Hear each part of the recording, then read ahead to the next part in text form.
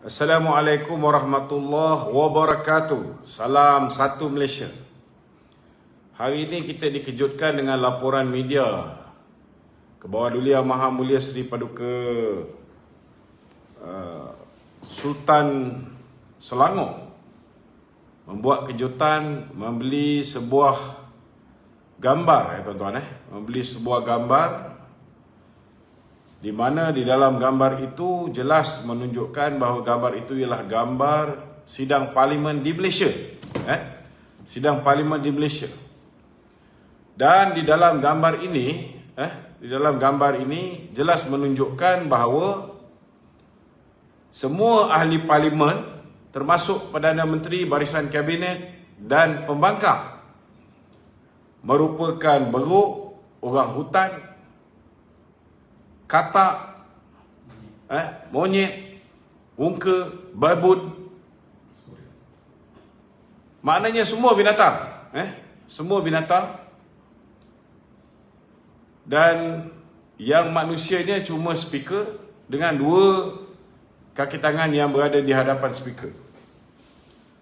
Saya agak kecewa. Saya agak kecewa kerana saya merasakan Kebawah Tuanku Sultan Selangor sepatutnya lebih sensitif. Kerana parlimen adalah sebuah dewan yang mulia yang menempatkan wakil-wakil yang dipilih oleh rakyat. Apabila Kebawah Tuanku membeli lukisan itu pun membawa maksud bahawa beliau menyokong tindakan pelukis yang biadab ini, menggambarkan bahawa wakil rakyat di Malaysia ini semuanya kecuali speaker dan dua orang di hadapan speaker yang merupakan pegawai Dewan Rakyat adalah merupakan haiwan-haiwan. Terus terang saya agak terkilan kerana perkara ini pernah berlaku yang menyebabkan saya didakwa. Saya pernah didakwa kerana seorang pelukis, tuan-tuan, seorang pelukis yang bernama Fahmi Reza pernah melukis gambar Datuk Seri Najib sebagai badut. Dan lukisan ini telah menyebabkan Fahmi Reza didakwa di mahkamah. Didakwa di mahkamah Ipoh, dijatuhkan hukuman RM30,000 denda dan dipenjarakan sebanyak sebulan.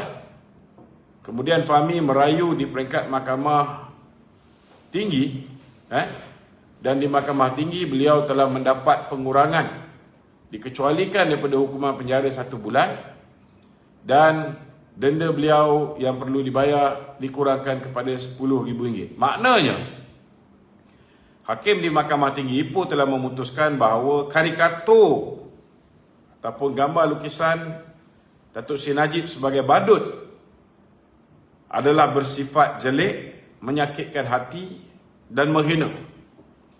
Jadi apa bezanya gambar ni dengan gambar yang telah ditayangkan oleh Wongke, salah seorang daripada aktivis mahasiswa DAP di hadapan Universiti Malaya ketika Datuk Seri Najib sedang berucap, di mana saya telah mengoyak, merampas kerana ketika itu berlakunya provokasi yang melampau pihak-pihak DAP ini melalui mahasiswa mereka.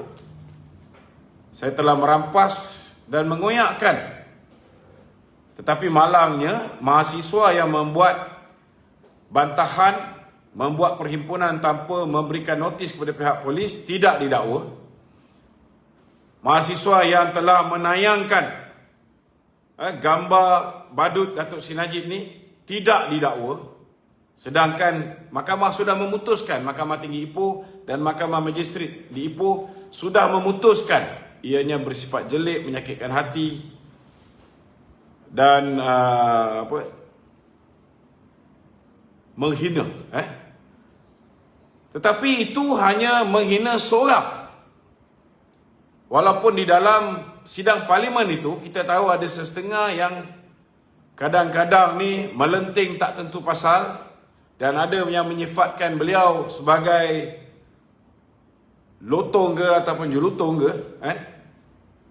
Tetapi tindakan pelukis yang melukis keseluruhan ahli parlimen sebagai binatang amat-amat tidak wajar. Apatah lagi sekiranya seorang yang cukup berprofil tinggi malah ke bawah duli Sultan Selangor sendiri memberikan galakan dengan membeli lukisan tersebut, seolah-olah beliau baginda bersetuju dengan apa yang dilukis oleh pelukis ini. Benda ini sangat berbahaya kepada keselamatan negara itu, dan yang paling patut bimbang, ianya akan menyebabkan rakyat hilang hormat kepada institusi diraja. Kenapa?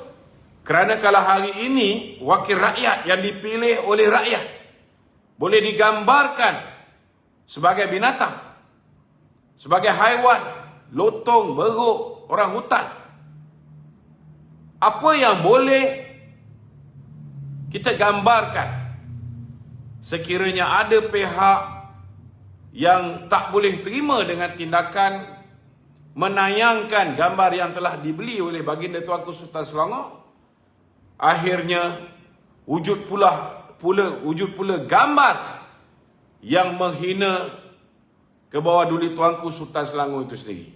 Ini sangat-sangat berbahaya, dan kita harap baginda Tuanku dapat melakukan sesuatu bagi membetulkan keadaan ini supaya ianya tidak ditafsirkan sebagai memberikan isyarat bahawa baginda Tuanku merestui perbuatan pelukis yang biadab dan tidak bertanggungjawab ini. Kerana kita risau kalau misalnya berlakunya balas membalas akibat daripada tindakan pelukis ini diberikan dorongan ataupun sokongan dengan membeli lukisan tersebut. Takut besok lusa yang kena bukan ke bawah duli Tuanku Sultan Selangor saja, tetapi mungkin gambar yang akan dilukis, mungkin gambar majlis raja-raja. Ini sangat bahaya ke bawah duli Tuanku. Patut mohon ampun, patut mohon izin untuk menyatakan pandangan patut. Harap Tuanku lebih berhati-hati dan kalau boleh buat sesuatu supaya rakyat tidak dilihat tidak mendapat persepsi seolah-olah ke bawah duli Tuanku tidak menyukai dan bersetuju dengan gambaran yang diberikan oleh pelukis ini terhadap pemimpin-pemimpin rakyat. Itu saja mukadimah saya pada malam ini. Kita akan beralih kepada tajuk-tajuk lain. Saya mengharapkan supaya perkara ini kita dapat tenang. Jangan pula nanti ada pula MP-MP yang membalas dengan melukis ataupun mengupah pelukis-pelukis yang tidak bertanggungjawab dengan melukis perkara-perkara yang tidak baik pula terhadap institusi diraja. Kita nak beritahu bahawa selama hari ini rakyat ke bawah duli Tuanku, khususnya pemimpin-pemimpin UMNO, sentiasa berdiri teguh di belakang institusi diraja. Bukan kita kira institusi diraja itu di mana saja, tetapi kita menyokong keseluruhan institusi diraja dan kita menghormati Malaysia sebagai sebuah kerajaan raja berperlembagaan.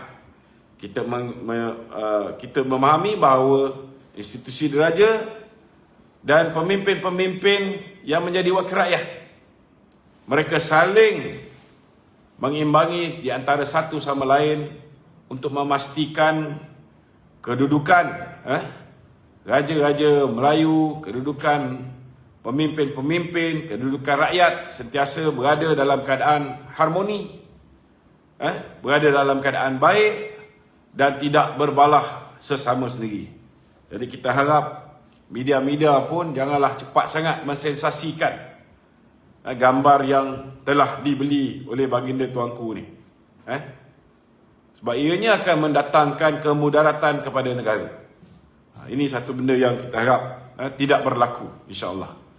Jadi malam ni saya bersama dengan saudara KK, insya-Allah kita berharap kalau ada tuan-tuan ingin bertanyakan sebarang soalan bolehlah diajukan dalam ruangan Facebook saya, Facebook page Luqman Nur Adam Official, ataupun di TikTok saya di Datuk Luqman Adam.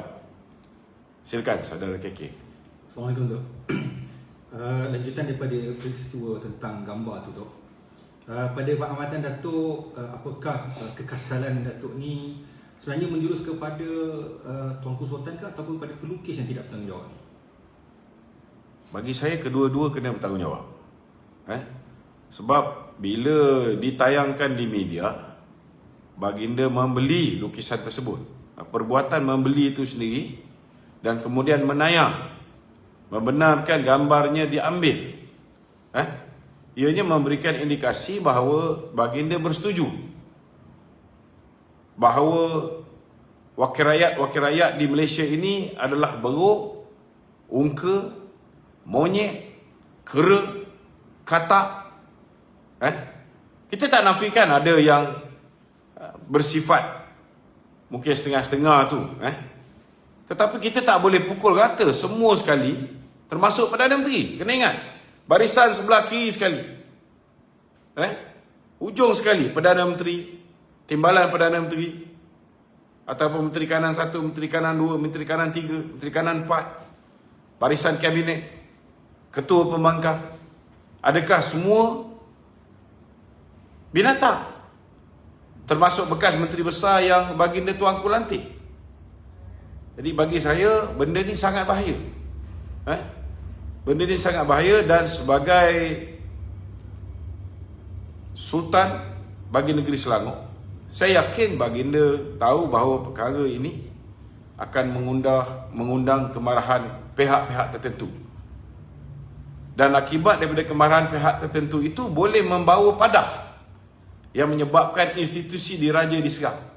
Jadi tujuan kita membangkitkan perkara ini nak memastikan jangan ada di kalangan wakil rakyat kita bertindak balas. Kena berlapang dada. Kita semua manusia, tak kira lah rakyat atau tuanku. Kita semua manusia, kita buat kesilapan. Kita nyatakan pada malam ini supaya jangan ada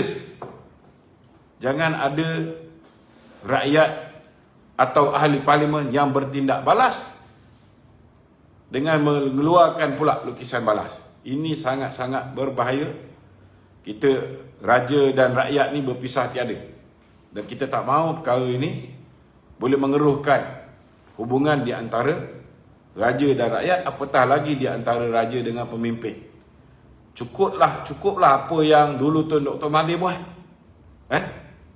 Kalau misalnya perkara-perkara seperti ini dibiarkan, saya bimbang orang-orang yang membenci institusi diraja ini akan mengambil kesempatan.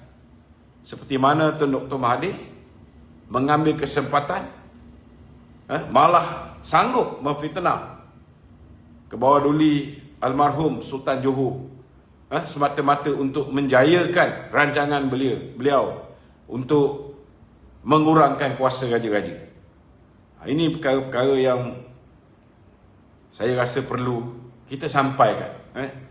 Terpulang kepada baginda tuanku, nak menerima ataupun tidak, tetapi kita kena menyatakan benda yang benar. Okey. Dalam satu artikel portal media ni tu, dia menyatakan puncanya sebab kat dua orang ni, MP ni, dilutuk dengan Shah Alam. Pasal dia memang perangai dia macam buruk. Tapi bukanlah semua MP begitu kan? Kalau misalnya orang biasa yang buat benda ni, mungkin tak jadi isu sangat.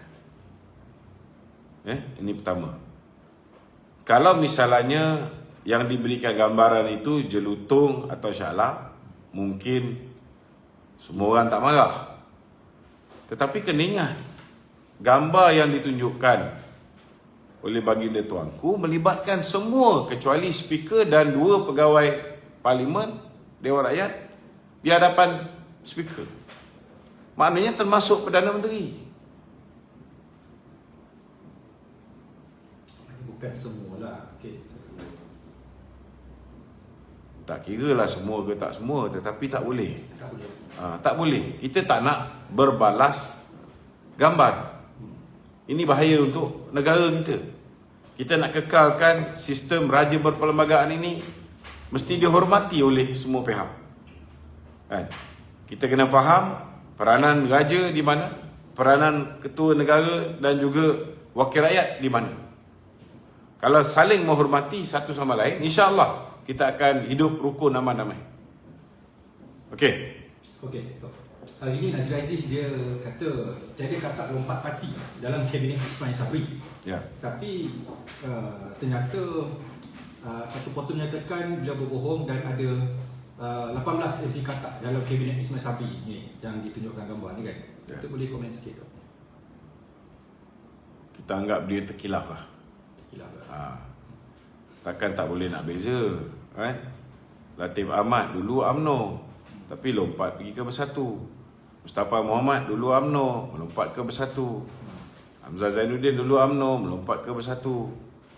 So, memang adalah ahli parlimen yang lompat parti diangkat menjadi menteri di dalam kabinet Datuk Seri Ismail Sabri. Nak tipu macam mana? Kan? Nak pusing macam mana? Kita anggap dia terkilap. Dia nak mempertahankan kawan-kawan ni. Okey? Okay.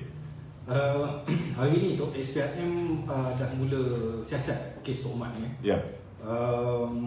Isu ni Datuk dah jawab, tetapi mungkin yalah, benda ni sebenarnya dah di NFA kan, cerita pun mungkin lama kat 10 tahun dulu. Ya. Salahnya pasal ketua menang UMNO setapak ni yang report SPRM minta siasat Tok Mat. Tapi kenapa dia tak report kat SPRM, ZT ni tak report kat ZT? Saya dah jawab benda ni. Sebenarnya saya telefon sendiri saudara Halim Tuah tu. Saya cakap kenapa dia report ke atas Tok Mat. So menurut Halim Tuah, dia report ke atas Raja Petra. Sebab dokumen-dokumen yang didedahkan itu seolah-olah dokumen daripada sumber dalaman. Seolah-olah daripada sumber dalaman. Saya dah tegur Halim lah, tak sepatutnya dia keluarkan benda tu. Sebab lepas tu press kod terbalik pula. Dia minta disiasat Raja Petra macam mana dapat dokumen tu. Tapi laporan press mengatakan bahawa dia minta Tok Mat disiasat pula. Sedangkan kes ini sudah pun disiasat dan sudah pun ada orang yang bertanya di dalam parlimen dan Menteri Undang-Undang telah menjawab kes ini sudah pun di NFA. No further action. Ya. Okey. So lanjutan daripada ZT yang berkaitan dengan MDB ni, yang dikatakan mengambil wang dari menerima wang daripada Jolo tu kan. Okey. Jadi dalam satu portal berita mengatakan suami ZT melalui peguamnya menafikan bahawa menerima habuan tersebut dan tidak mengenali Roger Tim Lesner kan. Sedangkan laporan report daripada SPM telah mengesahkan bahawa beliau menerima duit yang daripada kes MDB ni. Jadi ada pencanggahan sama ada ZT mengenali Tim Lesner ke tak mengenali Tim Lesner ke, kan? Kita nak jawab satu saja. Pihak SPRM sudah mengesahkan duit yang telah ditahan daripada akaun yang dimiliki oleh suami ZT, sebahagian kecilnya telah dirampas. Duit yang masuk ke dalam akaun suami ZT dan anak dia total 715 juta ringgit. Tetapi yang dirampas oleh pihak Singapura lebih kurang 65 juta ringgit. So dia terima ke, dia terima daripada Tim Lesner ke, dia terima daripada Jolo ke, ini tak penting. Persoalan dia sebagai Governor Bank Negara, macam mana dia boleh meluluskan dana ni dipindah masuk, dipindah keluar 1 bilion within 24 hours dan kemudian dia mendapat timbal balas. Kita nak minta supaya Governor Bank Negara disiasat. Adakah kerana dia menerima 715 juta melalui akaun suami dan anak dia, kerana dia membantu Jolo untuk meyakinkan Datuk Seri Najib bahawa dua dokumen yang diberikan oleh Datuk Seri Najib kepada beliau. Pertama, dokumen yang datangnya daripada Kementerian Kewangan Arab Saudi yang menyatakan mereka bersetuju untuk menyumbang kepada Datuk Seri Najib untuk pilihan raya umum. Yang keduanya, dokumen yang datangnya daripada kerabat diraja Arab Saudi ketika itu yang menyatakan mereka mahu memberi sumbangan. Yang menjadi persoalan hari ini, yang orang mempertikaikan, geng Mahathir dok kata di Amerika ni dinyatakan 700 lebih juta masuk dalam akaun Najib, walaupun nama Datuk Seri Najib tidak disebut di dalam pembicaraan. Roger Ng didakwa kerana membantu Jolo melakukan penyelewengan duit 1MDB. Tidak ada di Amerika menyatakan bahawa Roger Ng didakwa kerana membantu Datuk Seri Najib menyelewengkan duit 1MDB. Cuma apa yang digambarkan oleh pihak FBI ni, duit yang masuk daripada Kementerian Kewangan ni betul daripada Kementerian Kewangan. Tetapi duit yang daripada Pak Arab ni, daripada kerabat diraja Saudi ni, dikatakan duit ini adalah duit yang 1MDB labur untuk usaha mencari gali minyak bersama dengan Petro Saudi Private Limited di Turkmenistan dan juga di Argentina. Dan sebahagian daripada bayaran ini sebanyak 300 juta US dollar telah pun dimasukkan ke dalam anak syarikat. So ketika Petro Saudi mengarahkan 1MDB membayar sebahagian, iaitu 300 juta US dollar ke dalam akaun Good Star Limited, bila pegawai 1MDB membuat pemeriksaan, mereka mengesahkan bahawa akaun itu memang akaun pemilik Petro Saudi, maknanya anak syarikat Petro Saudi. Cuma selepas bayaran dibuat oleh 1MDB kepada akaun Good Star Limited ini, pemilik akaun itu bertukar menjadi Jolo. Mana akaun itu akhirnya rupanya Jolo. Kenapa Petro Saudi membayar Jolo? Bukan kerja kita nak kena tahu. Sudah pasti sebagai orang yang menjadi introducer, sebagai orang yang mengusahakan usaha sama di antara Petro Saudi dan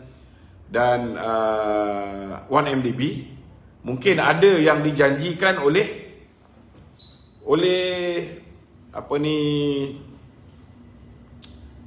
Petro Saudi kepada Jolo.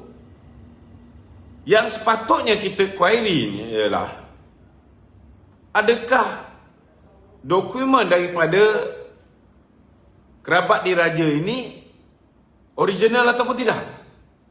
Benar-benar daripada kerabat diraja ataupun tidak? Sebab hari ini dikatakan bahawa duit itu akhirnya bukan duit kerabat diraja, tetapi ialah duit daripada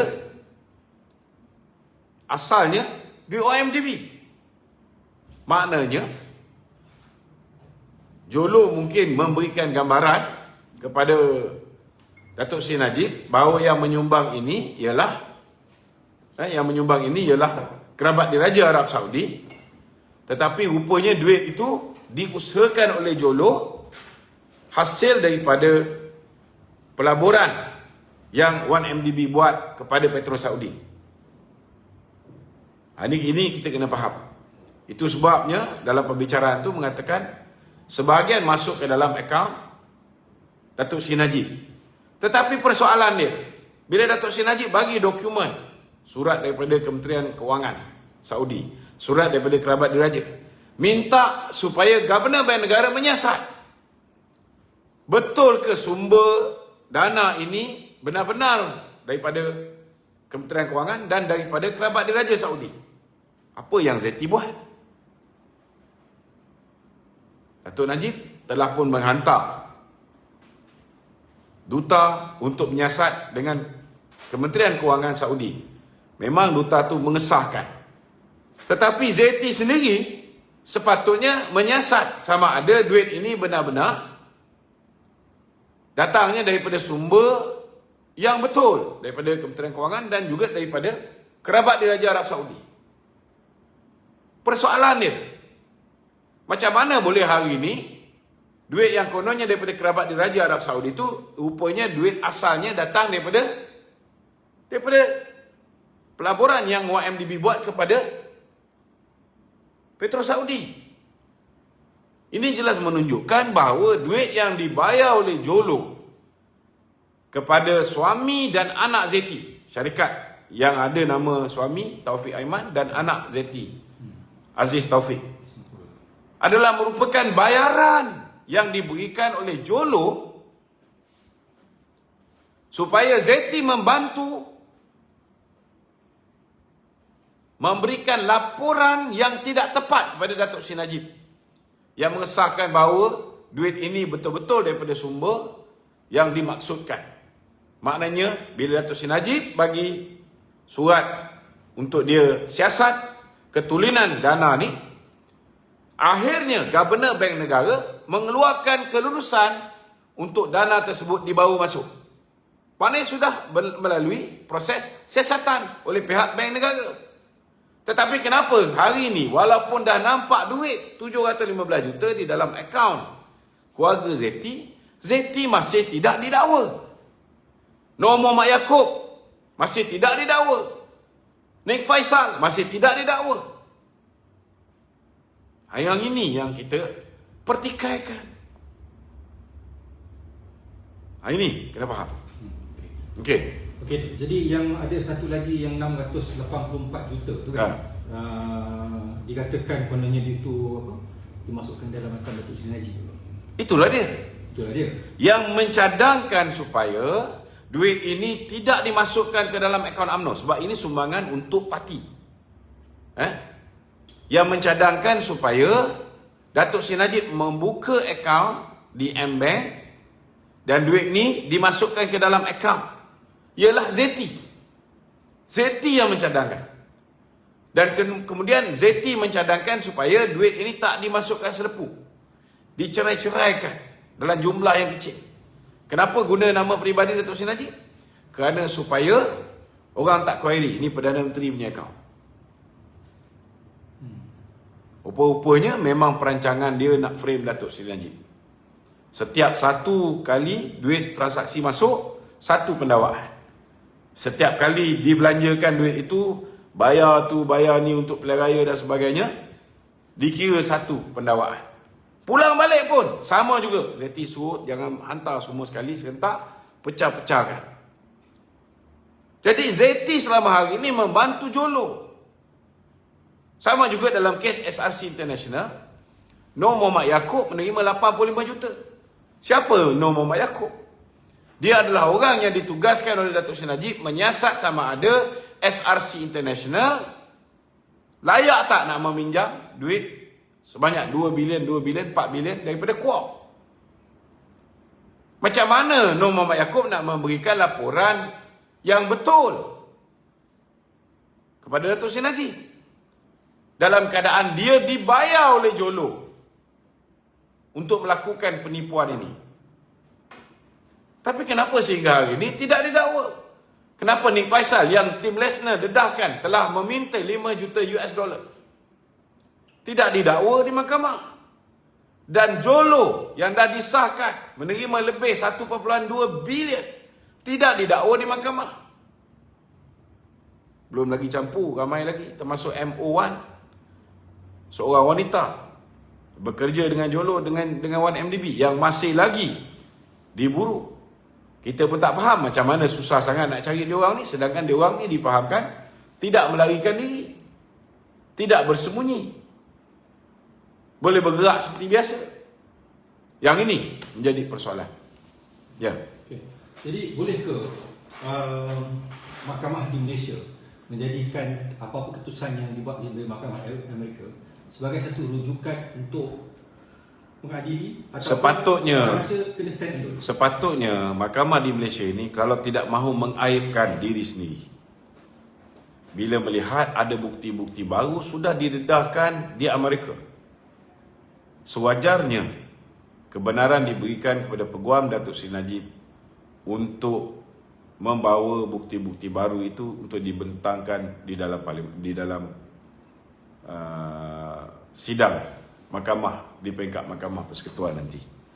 Kita harap benda ni akan dibenarkan. Di peringkat Mahkamah Rayuan tu hari tak dibenarkan. Jadi kita harap di peringkat Mahkamah Persekutuan ini setidak-tidaknya berlaku adil lah. Kan? Ataupun setidak-tidaknya dakwalah orang-orang yang lain tu sama. Sebab kalau didakwa Jolo, didakwa Zeti, didakwa Nur Muhammad Yaakob, didakwa semua sekali Amhari dan sebagainya, maka akhirnya kita akan dapat tahu cerita sebenar. Siapa sebenarnya yang merancang, siapa sebenarnya culprit yang melakukan penyelewengan terhadap dana 1MDB ni. Saya nak tahu. Okey. Ya. Okey, kejap ini banyak Ya. soalan daripada follower Datuk. Ya. Saya nak kena ambil satu-satu. Saya nak ambil kesempatan ni nak beritahu pada 24 hari bulan 4 ini insya-Allah Laskar Cyber Malaysia akan menganjurkan majlis berbuka puasa dan sesi dialog isu semasa. Siapa yang tak pernah jumpa saya secara berdepan nak berdialog dengan saya jemput. Saya jemput hadir. Mana alamat dia tu? Dekat belakang di Dewan Dewan UMNO Gombak. Di belakang Balai Polis Gombak tuan-tuan pada 24 hari bulan 4. Sesiapa yang berminat bolehlah menghubungi Puan Suzalina. Ada nombor telefon Suzalina? Nombor dia ada. Nombor telefon Puan Suzalina ni tolong ambil. Okey. 017 017 305 305 0812 0812 017 305 0812. Makan minum free. Tetapi kita wajibkan siapa yang nak menyertai ini, setiap kepala membuat sumbangan untuk anak yatim. Kita akan jemput juga anak yatim ni minimum RM20. Ini tujuan dia supaya tuan-tuan yang dah mendaftar ni betul-betul datang. Kalau tuan-tuan tak datang, siapa nak makan makanan-makanan yang telah pun kita booking untuk hari tersebut. Itu je. 24 hari bulan 4 jam 5 petang di belakang Balai Polis Gombak ada Dewan Silat. Okey. Silakan soalan lain.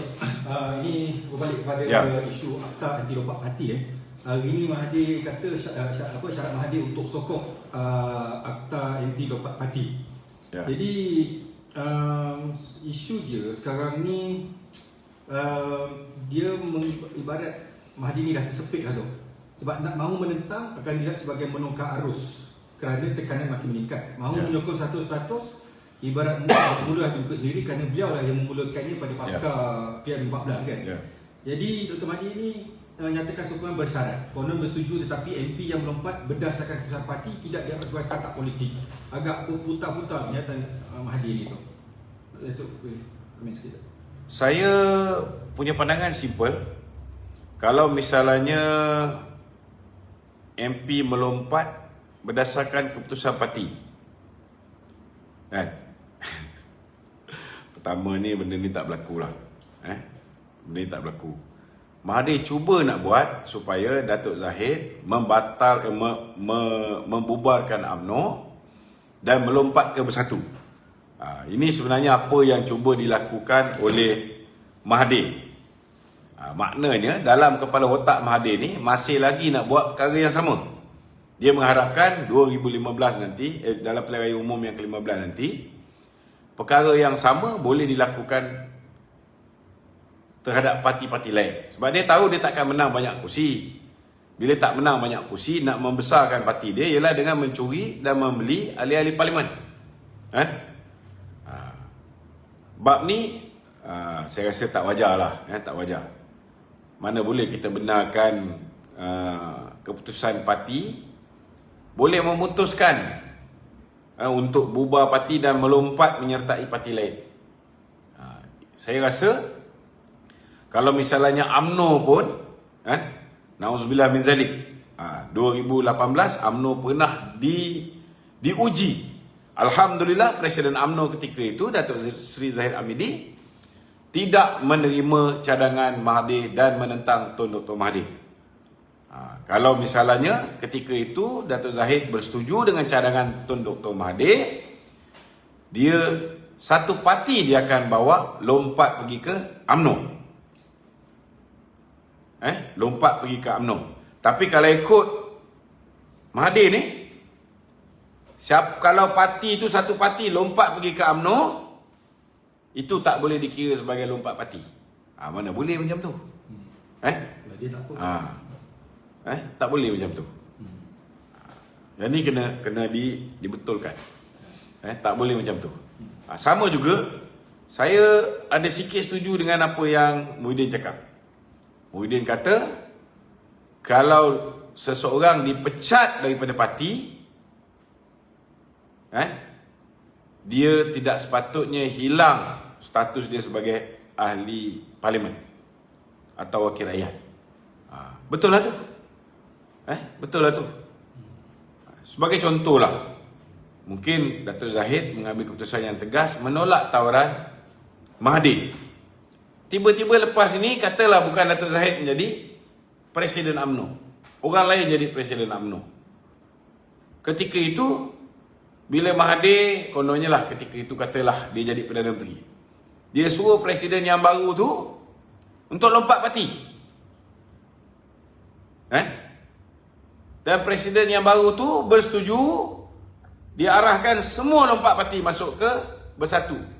Tapi ada seorang tak bersetuju. Tindakan ni jelas menunjukkan bahawa satu parti tu tak betul. Betul tak? Sebab tunduk dengan ugutan, dengan sogokan Mahathir untuk kita bubarkan UMNO, lompat parti. Betul tak? Boleh tak yang seorang tak setuju tu hilang keahlian dia sebagai ahli parlimen? Sedangkan dia dipilih oleh rakyat, bukan dipilih oleh pemimpin parti. Dia sepatutnya diberikan hak. Yang patut hilang kerusi ini ialah orang yang jadi wakil rakyat atas tiket BN ke, DAP ke, dia lompat pergi parti lain. Yang ni patut hilang status dia sebagai ahli parlimen. Kita tak boleh beri kuasa kepada parti memecat ahli parlimen atau wakil rakyat. Okey. Jadi tu selama berpuluh tahun negara mempunyai kerajaan, tak pernah dengar pun, tak pernah timbul pun isu-isu lompat-lompat parti. Kecuali mungkin satu dua lah, contoh macam Ibrahim Ali. Cerita lompat parti ni dah lama dah. Lama sebenarnya. Sekarang ni terlalu sampai nak jadi satu akta baru pula. Yelah, sebab dulu yang lompat ni biasanya pembangkang lompat ke sebuah parti untuk menumbuhkan kerajaan. Ini berlaku bila kerajaan tu tidak stabil. Tetapi dalam pilihan raya yang lepas, kita lihat kerajaan yang diwujudkan stabil. Ada 129 kursi. Tetapi ianya tak stabil disebabkan ianya merupakan satu pakatan musuh-musuh politik yang bekerjasama untuk menumbangkan BN.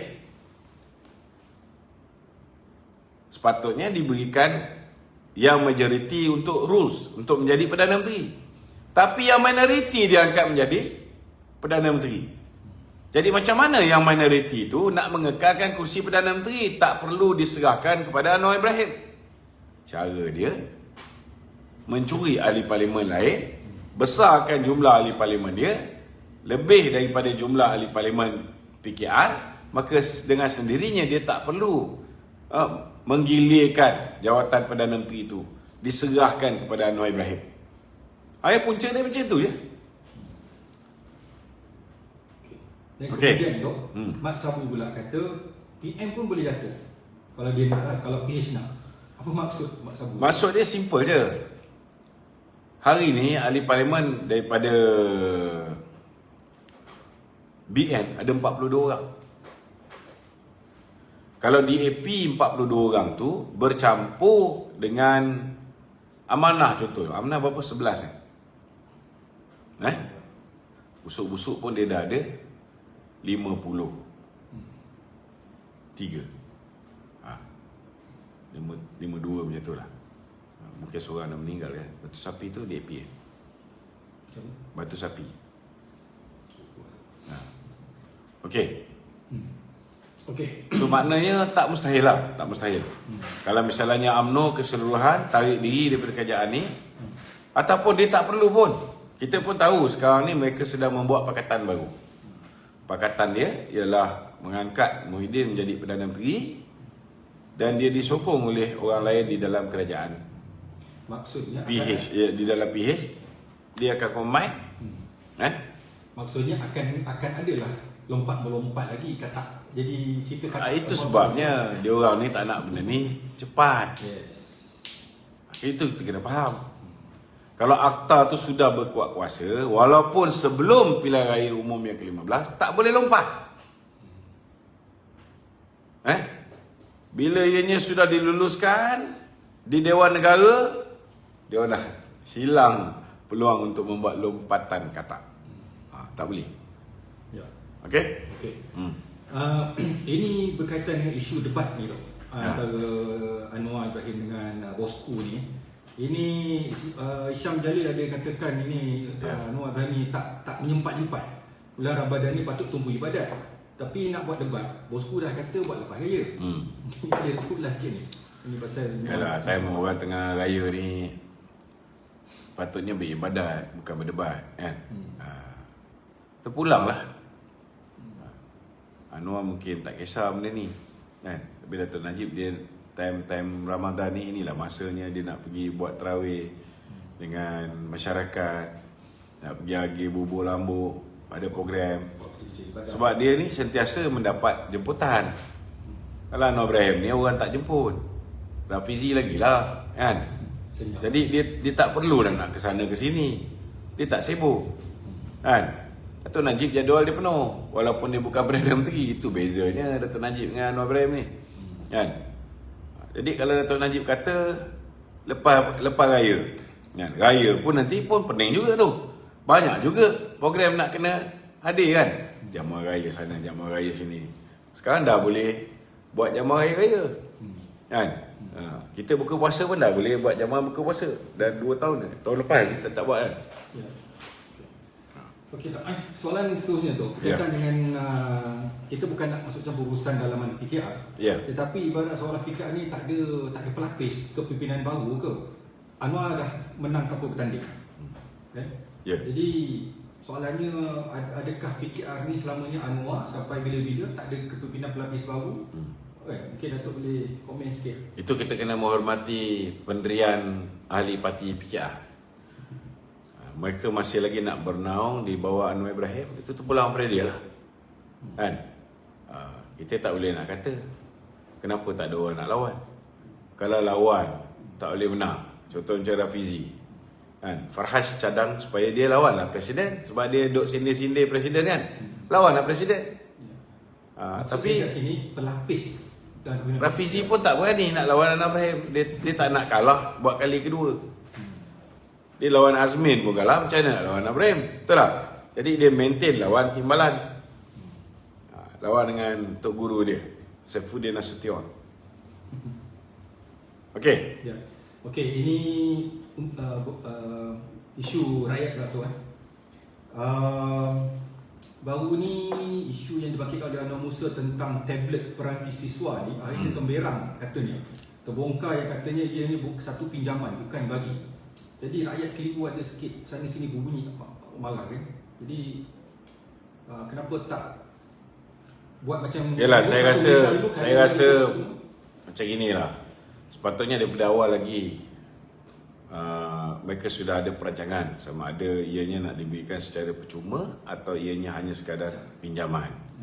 Kalau daripada awal announcement, dia buat announcement ialah pinjaman peranti, maka orang terimalah benda itu sebagai pinjaman. Kalau dia buat announcement pemberian laptop percuma, kan, maka orang akan anggap ianya sebagai pemberian, bukan pinjaman. Betul tak? Bagi saya lah, tidak berapa realistik untuk beri pinjaman dalam bentuk laptop ni.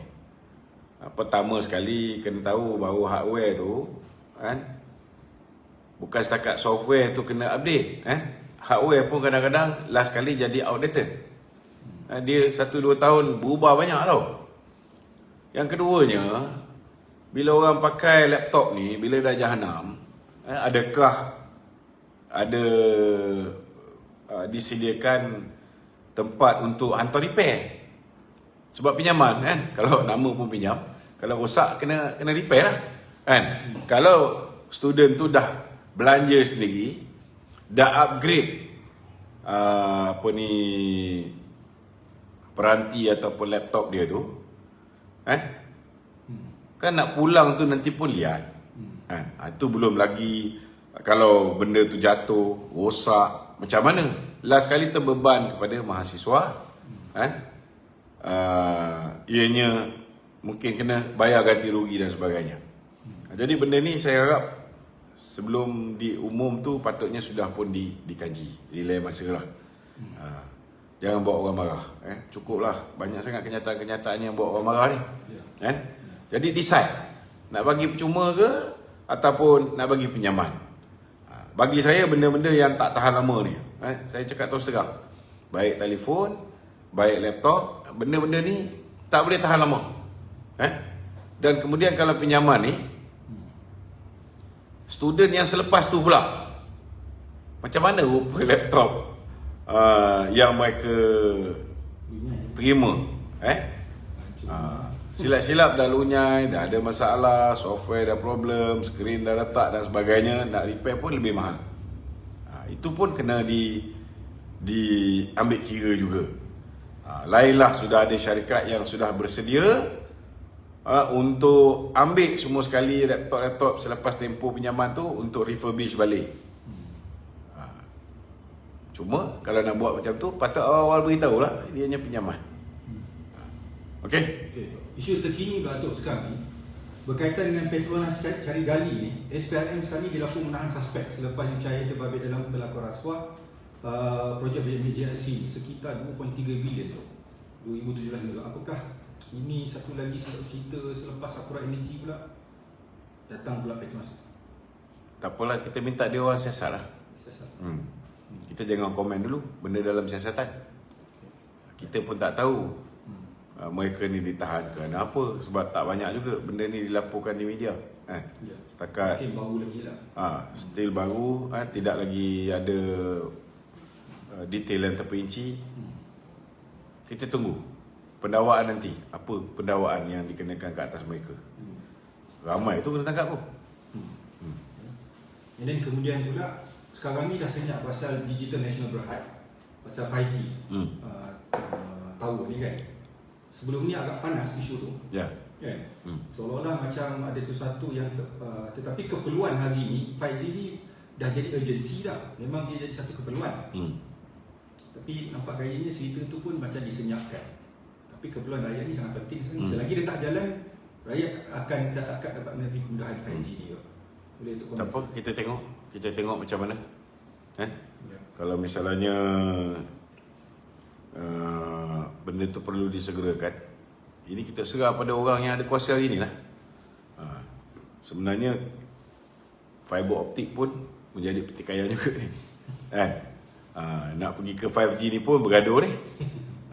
Ada yang mempertikaikan bila Ericsson monopoli, ada pula di pihak di sebelah KKMM cuba nak bawa masuk lagi 2 syarikat.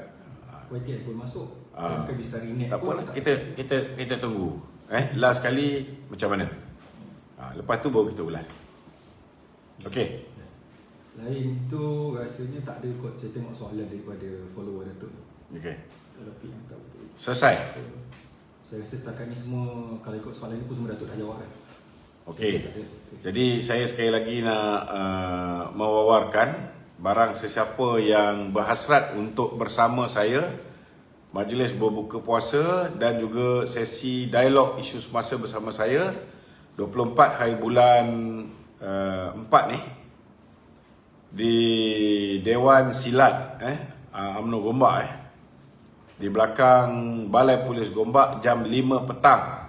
Sesiapa yang berminat bolehlah menghubungi Puan Suzalina. Masuk cuma kita nak pastikan tuan-tuan letak nama tu, tuan-tuan beri komitmen untuk datang. Tuan-tuan diminta untuk memberikan infak minimum RM20 saja kepada anak-anak yatim yang kita akan jemput sama. Tempat terhad kepada 150 orang saja. Siapa berminat hubungi Suzalina di nombor 017 305 017 305 0812. 0812. Assalamualaikum warahmatullahi wabarakatuh.